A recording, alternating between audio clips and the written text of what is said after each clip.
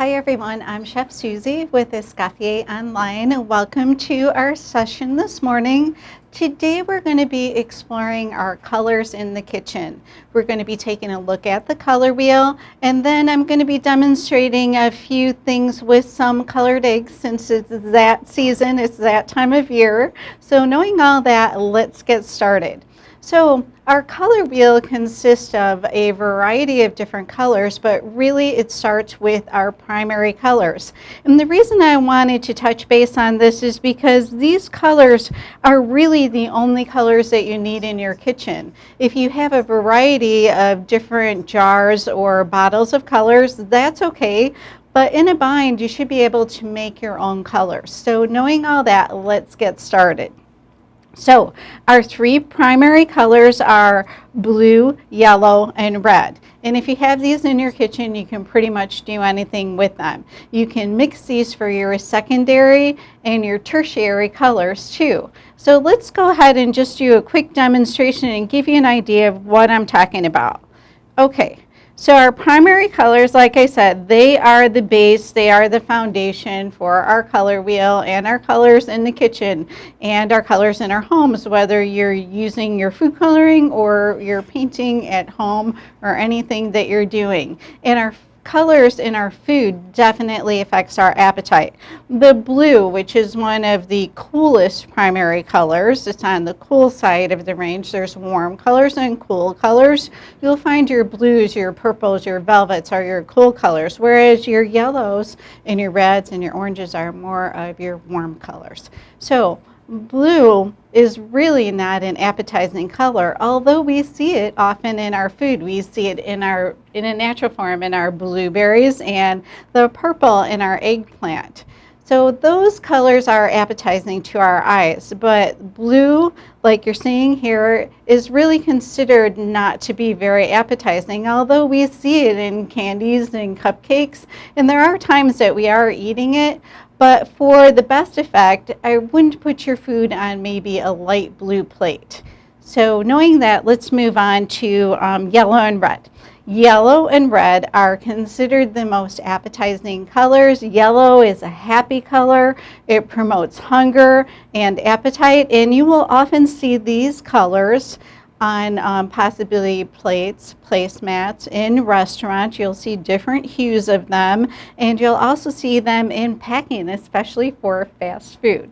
Okay, so we have our red, yellow, and blue primary colors. Let's go ahead and make a couple of secondary colors by simply mixing these colors together. So let's say you're making a cake in your kitchen and you run out of green icing. All you have to do is take your blue and mix it with a little bit of yellow, and then you have a nice green color. Problem solved. Okay, so let's go ahead and make some orange. We're going to do that by mixing our red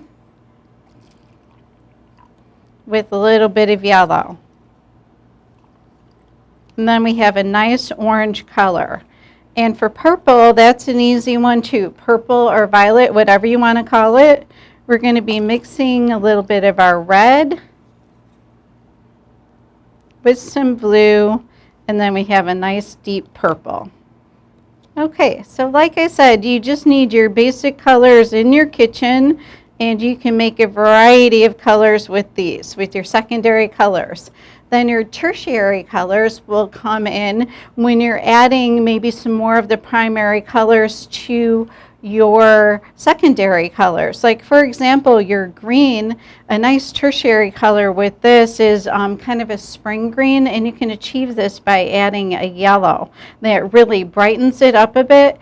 So definitely have fun with your colors. We've posted a color wheel that's going to help you for reference on the site. And then there's also another color wheel that we're going to be showing you that you can use for reference, and that has a very broad spectrum of colors. So once you start mixing your primary colors, your secondary colors, and your tertiary colors, you can just expand from there. Keep in mind, that you can make these colors as light or as dark as you like. And when it comes to brown and black, you can achieve those by just mixing your primary colors together. So we're back to the primary colors. Black, you can kind of experiment with that, and you can mix green, mostly green, with a little bit of red to make black.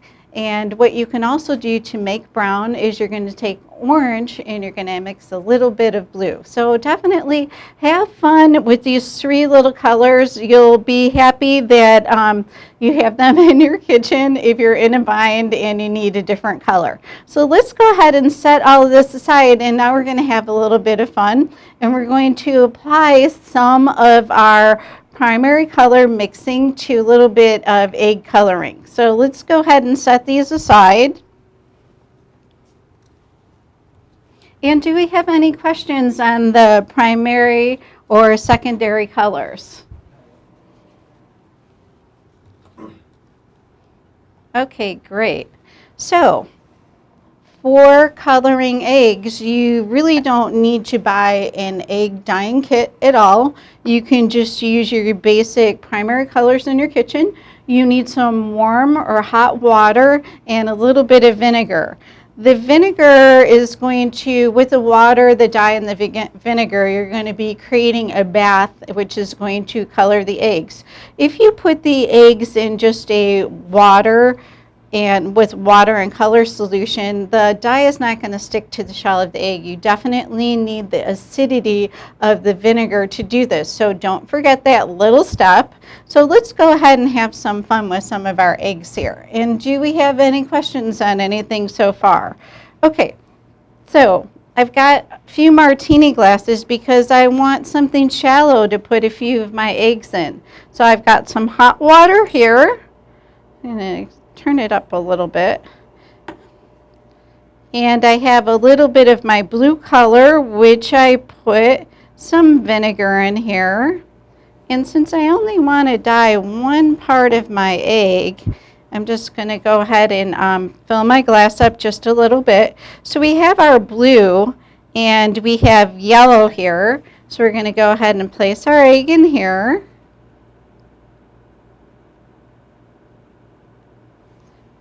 And this is going to turn the bottom of the egg green. And you can leave your eggs in these baths for maybe 5 minutes. And as far as the ratio of color, I would use in between 10 and 15 drops of color if you're using these little liquid ones that I'm using, and about a teaspoon of vinegar for half a cup of water. So you can kind of give and take a little bit, but just keep that little ratio in mind. Okay, so let's go ahead. Now I've got some red color with a little bit of vinegar in it. And we're going to go ahead and put another one of our eggs in here. So this is kind of a fun little experiment in the kitchen. So I've got red. I'm going to put my blue egg in here. And this is going to give it a nice purple violet effect. Okay, and do we have any questions on anything so far? So let's go ahead and have a little bit more fun with some of our colors here. We're going to just kind of set these aside a little bit, trying not to move them too much, and then we'll get them out of the bath in just a minute. Okay, so let's go ahead and make a few baths with some other colors. Is there any color maybe that anyone wants to see? I have a couple of bowls that have some vinegar in them, and I'm just going to be putting some water in here, and we'll go ahead and get started. And these are a little bit deeper. We're going to be putting just a little bit more color in them. Let's go ahead and start with some blue. We're going to put about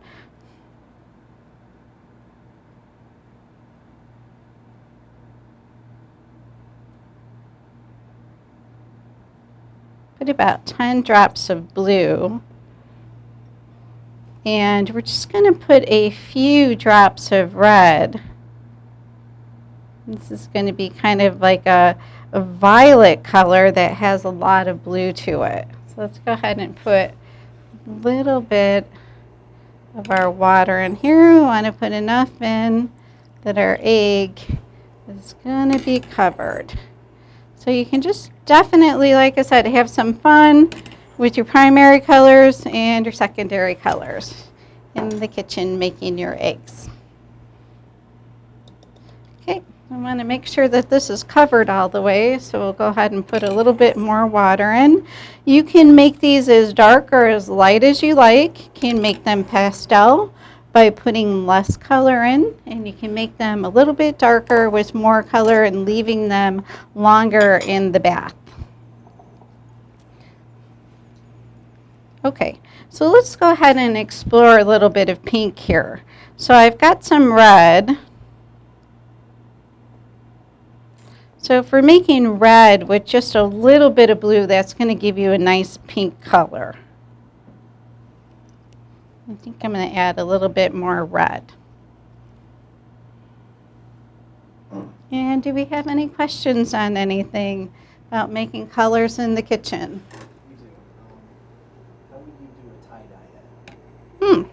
The question is, how would you do a tie-dye egg? What you can do is you can kind of go with the same theory as making a tie-dye shirt. What you can do is wrap some, twist some rubber bands around your egg and then put it in your color. Maybe you're gonna, a lot of times I'll start with yellow because it's a good foundation. So put some rubber bands, the thick ones, around your egg in different directions, and then go ahead and put your egg in perhaps maybe some yellow. And then you can leave it dry and then pull the rubber bands off and then dip it in another color such as green or blue. And but before you put it in the second color, put some more rubber bands around it again. So you can kind of work from there. And that's kind of a fun little concept. So I'm going to make a pink egg. And just kind of being careful with these. If you're dropping them in something that's a little more deep like this, and you're going to want to maybe use a spoon so you don't crack your eggs. You can still eat them if they're cracked, but they're definitely a lot better if they're not cracked. Okay, so maybe let's kind of go with a little bit of a yellow color here.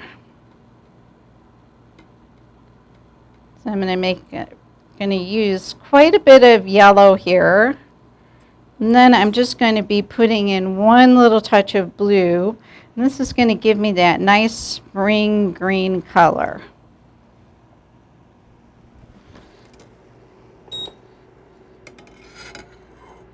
Okay, and do we have any questions on anything?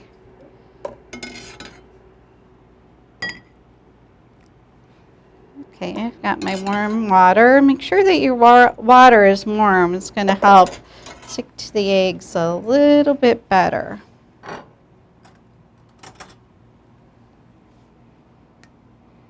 Okay, so I'm just going to be putting that my egg in my spring green color. And we're going to set these aside, and then we're going to go ahead and take our eggs out of our martini glasses, which are great for martinis and decorating eggs as well. Okay, so we're going to want to use a spoon, a slotted spoon, whatever you have.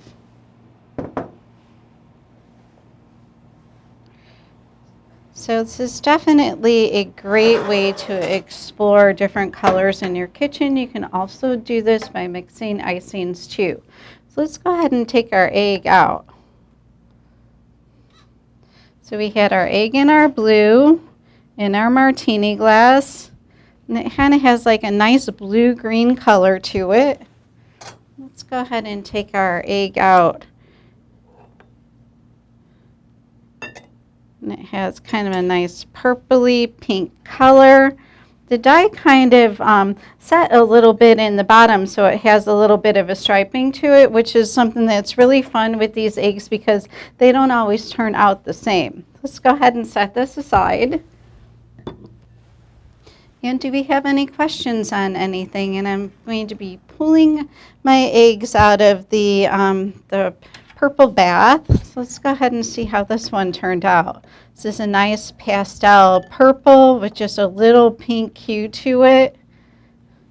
It's a pretty egg for the holiday. And we're going to go ahead and pull out our pink egg. We put just a little bit, we put mostly red in here and just a touch of blue, and it gave us a super nice pink color. And like I said, you can leave these in longer and put more dye in them, or less time with less dye for lighter colors. So here we have our nice kind of spring greeny egg. It's not quite yellow, it's got a little bit of a hue to it. Super pretty. So have some fun definitely mixing your colors. Let me know how you're doing and if you have any questions on anything. Okay, let's go ahead and set these aside. And if you're working on your eggs and you get distracted with something and your water cools, it's nice about having them in the glass bowls. You can go ahead and warm that bath up in the microwave to help it adhere to your eggs a little bit better. Okay, so now that we've dyed some eggs in some water solutions, I kind of want to show you something that's really cute and fun. You've maybe done it before, but it's definitely something that you want to do with your kids. Okay, so this is a really cool way to get a different effect on your hard-boiled eggs. So I've got some coloring here, and what I did is I put some coloring in some whipped topping, and I went ahead and put my eggs in here, and I let it sit for about 15 minutes so the color can stick to the egg. And then you're just going to go ahead and rub it off. And this gives your egg a really cool, we had a question on tie-dyeing, which isn't quite tie-dyed, but it's a really neat swirled effect on the egg. So for more vibrant colors, you'll use more coloring, and for less vibrant colors, you'd use a little bit less. I've got a little bit of pastel with a little bit of swirling of green and blue. Super cute. And I've got an egg with a little bit of blue and red on it, which is going to be a nice purple swirl effect.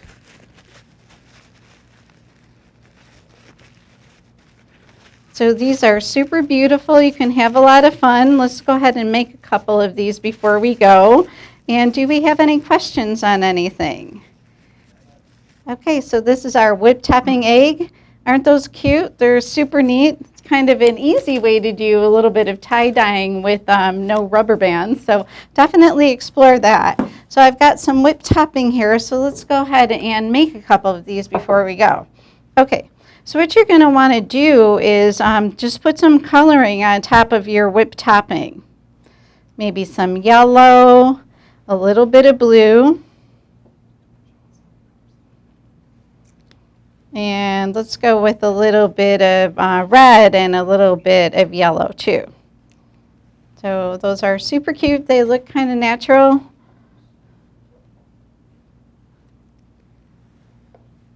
Okay. So what we're going to do is we're just going to put our hard-boiled eggs in the whipped topping. Definitely want to put some gloves on for this unless you want your hands stained. And please let me know if you have any questions. Okay.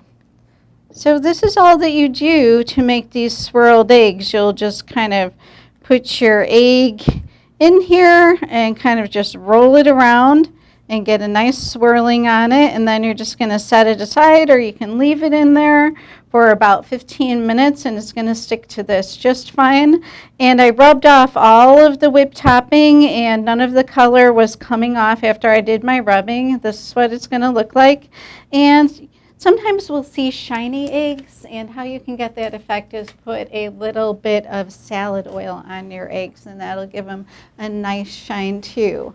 So I'm hoping today that you learned something that you didn't know about coloring eggs as well as the color wheel. Please feel free to contact me anytime you have any questions on anything. And I just wanted to point something out really quick. Okay, so our hard-boiled eggs, they do look exactly the same as an egg that's not hard-boiled.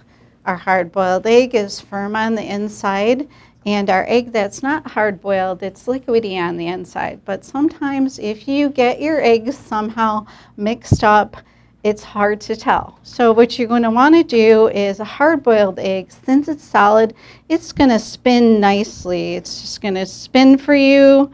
But your egg that's not hard-boiled is not going to spin nicely. So if you get your eggs mixed up, simple trick, you can tell which is which. And you can also do this maybe with your kids to have a little bit of fun. So thank you so much for joining me today. Please get your questions in. If you have any questions, be sure to contact me. And definitely have fun with your colored eggs. And I wanted to show you another quick thing that you could make with your colored eggs. This is just a simple, it's called sometimes the Easter bread, but you can make it any time of year by just making your simple brioche bread and adding some hard-boiled colored eggs to the bread.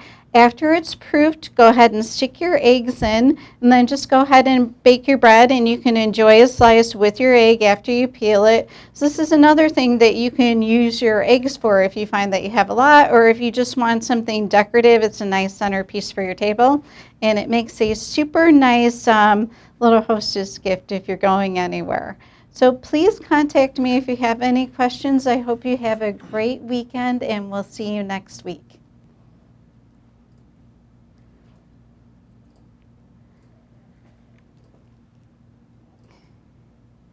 Glenn, I couldn't read that, what you wrote on the paper.